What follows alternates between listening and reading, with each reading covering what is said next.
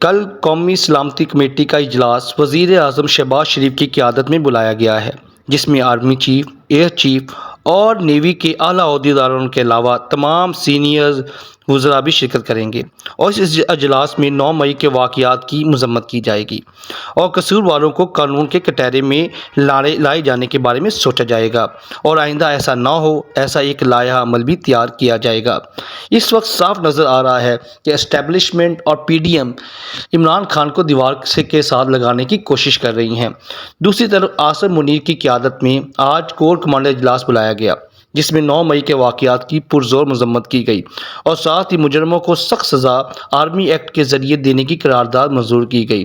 عاصم منیر نے بات کرتے ہوئے کہا کہ 9 مئی کے دن جو فوجی تنصیبات اور پاکستان کے شہداء کی قبروں پر جو اشتعال پسندی ہوئی ہے اس کے خلاف سخت ایکشن لیا جائے گا، اور آرمی ایکٹ کے تحت ان کو سزا دی جائے گی اور قانون کے کٹہرے میں لایا جائے گا، اور آئندہ ایسا کرنے والوں کو سخت سزا دی جائے گی۔ مزید ان کا کہنا تھا کہ ایک پارٹی صرف اقتدار کی خاطر لوگوں کو اشتعال پسندی کی طرف لے کر آ رہی ہے اور فوج اور عوام کے درمیان خلیج پیدا کر رہی ہے۔ صاف نظر آتا ہے اس وقت اسٹیبلشمنٹ کے ارادے کچھ اور ہیں۔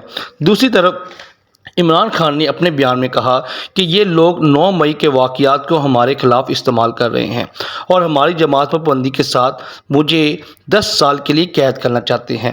ان کا مقصد صرف الیکشن سے بھاگنا ہے اور مجھے نااہل کرنا ہے۔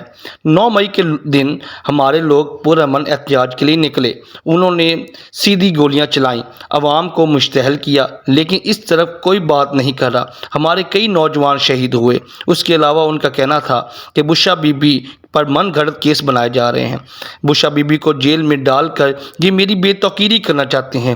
ان تمام چیزوں سے اس وقت یہی لگتا ہے کہ بات پوائنٹ آف نو ریٹرن کی طرف جا رہی ہے۔